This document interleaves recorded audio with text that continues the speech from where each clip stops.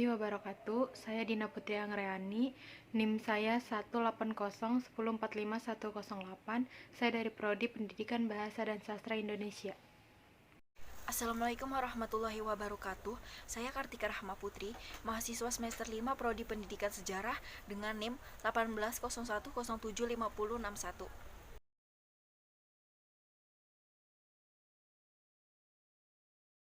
Menurut saya, pemimpin adalah seseorang yang memiliki kemampuan dalam memimpin dan membimbing diri sendiri sekaligus anggota timnya dan mempunyai rasa tanggung jawab pada tugas untuk memajukan kesejahteraan anggota tim. Berbicara tentang kepemimpinan, satu hal yang perlu disadari pertama adalah bahwa setiap orang merupakan pemimpin baik bagi dirinya sendiri maupun bagi orang lain. Menjadi seorang pemimpin berarti kita siap untuk menjadi pedang yang tertajam ataupun ujung tombak untuk mencapai tujuan kita bersama. Menjadi perisai yang paling kokoh ketika kita semua mendapat masalah dan dapat menjadi orang yang dapat mendengarkan orang lain, dapat membawa tujuan kita bersama ke arah yang lebih baik. Pasti pemimpin itu, menurut saya, pemimpin adalah orang yang mengemban tugas dan tanggung jawab untuk memimpin dan bisa mempengaruhi orang yang dipimpinnya. Misalnya, dengan menjadi seorang pemimpin, berarti harus siap untuk membimbing rakyatnya. Artinya, bukan hanya pemimpin tetapi juga ikut ambil bagian dalam menyejahterakan rakyat tersebut. Bagi saya, setiap manusia adalah seorang pemimpin, terutama pemimpin bagi dirinya sendiri, untuk menjadikan dirinya manusia yang lebih baik. Kan tetapi, jika kita membahas tentang seorang pemimpin dalam konteks yang lebih luas, kita pastinya mengetahui gitu.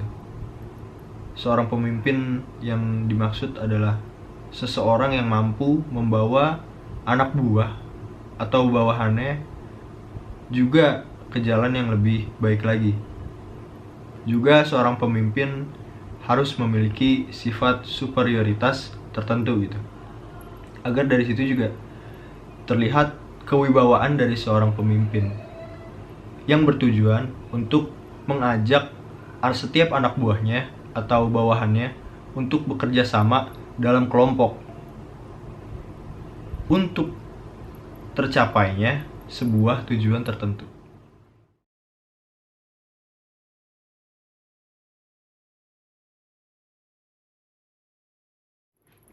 Masuk kepada fungsi seorang pemimpin, yaitu mampu memprakarsai sebuah organisasi gitu, yang dimana seorang pemimpin mampu menjadi kepala atau mampu bertanggung jawab atas apa yang telah dilakukan oleh anak buahnya atau anggotanya gitu. Lalu yang kedua, menjaga koordinasi dan integrasi di dalam suatu organisasi agar dapat berjalan dengan efektif gitu.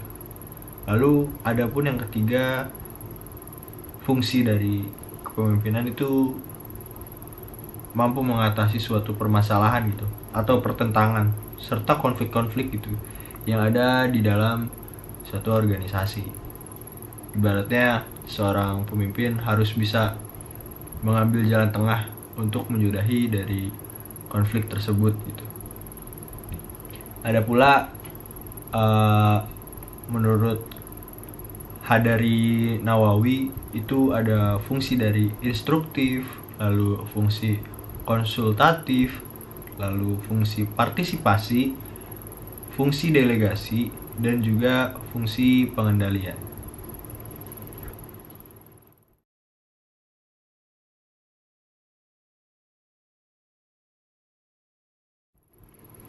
Oke, mungkin lanjut kepada tugas seorang pemimpin ya. Yang pertama itu pemimpin bekerja dengan orang lain. Seperti yang sebelumnya sudah dibahas gitu, seorang pemimpin juga bertanggung jawab untuk dapat bekerja dengan orang lain. Contohnya dengan bawahannya atau anggotanya, seperti itu. Lalu yang kedua, pemimpin adalah tanggung jawab dan mempertanggungjawabkan gitu. Seorang pemimpin bertanggung jawab untuk menyusun tugas, menjalankan tugas, mengadakan evaluasi untuk mencapai outcome yang terbaik gitu. Lalu ada pula pemimpin menyeimbangkan pencapaian tujuan dan prioritas, seperti itu. Lalu yang keempat, pemimpin harus berpikir secara analitis gitu dan juga konseptual. Lalu yang kelima, pemimpin adalah politisi dan diplomat gitu. Jadi seorang pemimpin harus bisa mengajak dan melakukan kompromi gitu. Sebagai seorang diplomat, sebagai seorang pemimpin juga harus dapat mewakili gitu, tim atau organisasinya gitu. Adapun yang terakhir, pemimpin membuat keputusan yang sulit. Nah, biasanya ini jika dalam suatu organisasi ada perbedaan pendapat yang dimana jumlah suara yang dihasilkan itu seimbang gitu, maka seorang pemimpin harus punya pendirian untuk memilih keputusan yang bisa dinilai bijak gitu.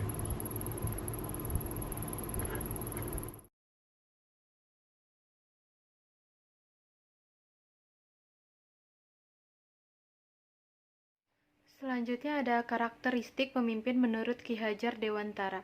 Yang pertama itu ada di depan memberikan contoh atau teladan. Maksudnya, ajaran ini mengandung arti bahwa seorang pemimpin harus dapat memberikan teladan bagi para anak buah dan bawahannya, yaitu dengan berperilaku jujur, disiplin, amanah, adil, dan toleransi kepada sesama. Salah satu cara paling mudah untuk memberikan teladan adalah adanya keselarasan antara perkataan dan perbuatan atau tindakan dalam diri seorang pemimpin. Yang kedua itu ada di tengah membakar semangat dan mengembangkan motivasi.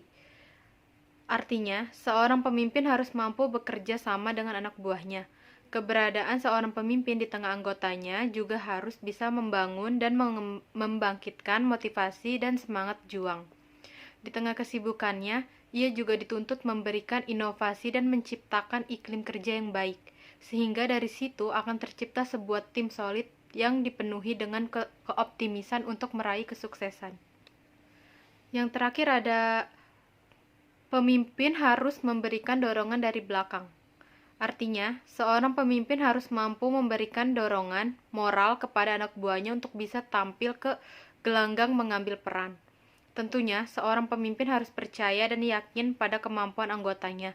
Bukti nyata dari kepercayaan tersebut yaitu dengan pendelegasian atau mengamanahkan sebuah wewenang sesuai kapasitas masing-masing anggota.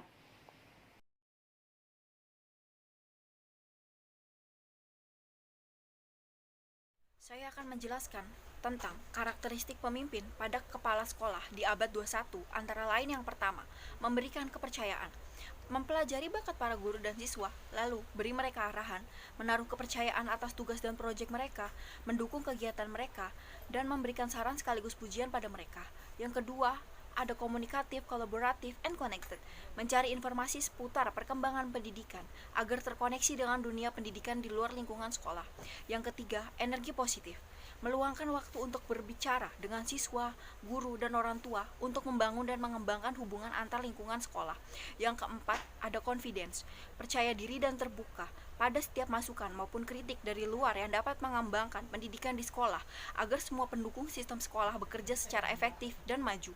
Yang kelima, ada komitmen dan ketekunan, membuat rencana jangka pendek dan jangka panjang berdasarkan perkembangan sistem pendidikan di abad 21 yang berkomitmen pada peningkatan sekolah. Lalu yang keenam ada willingness to learn, unlearn, and relearn. Peluang sistem pendidikan di abad 21 sangat menarik untuk mengembangkan pribadi kepala sekolah dan sekolah itu sendiri, sekaligus para guru dan juga murid.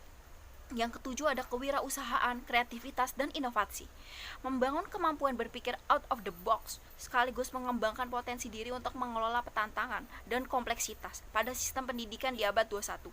Yang ke-8 ada intuitif, belajar mempercayai insting sendiri agar berhasil memecahkan masalah secara intuitif. Yang ke-9, menginspirasi, memberikan image yang baik bagi guru, siswa, dan orang tua dengan menciptakan antusiasme dan optimisme untuk bekerja sama dalam kebaikan masa depan sekolah.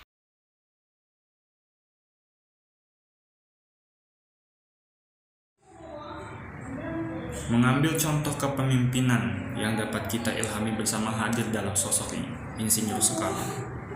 Sebagai Presiden pertama Indonesia, beliau merupakan contoh pemimpin yang paling karismatik. Pemimpin karismatik merupakan gabungan dari kecerdasan berpikir yang visioner, kepercayaan diri yang tinggi, dan pesona untuk memikat, untuk mengajak, dan untuk menyihir orang lain sehingga sepandangan dengan visinya. Pemimpin karismatik dapat mewujudkan motivasi kepada individu-individu lainnya yang didasari atas komitmen dan idealismenya. Pemimpin karismatik dapat memerankan bagian penting dalam mewujudkan sebuah perubahan untuk tujuan bersama. Pemimpin karismatik juga dapat memotori individu-individu lainnya sehingga menjadi individu yang lebih baik pada nantinya. Sehingga dapat dikatakan pemimpin karismatik merupakan pemimpin yang dapat membuat orang lain menjadi setia kepadanya.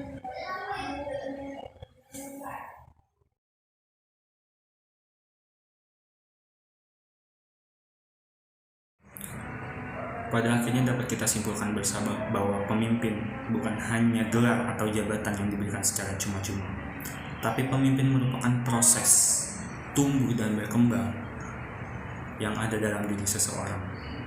Kepemimpinan bukan hanya bagaimana menggerakkan banyak orang, tapi juga menyatukan berbagai macam visi atau pandangan, sehingga tujuan yang ingin dicapai oleh sebuah kepemimpinan merupakan tujuan bersama yang dapat diterima oleh anggotanya.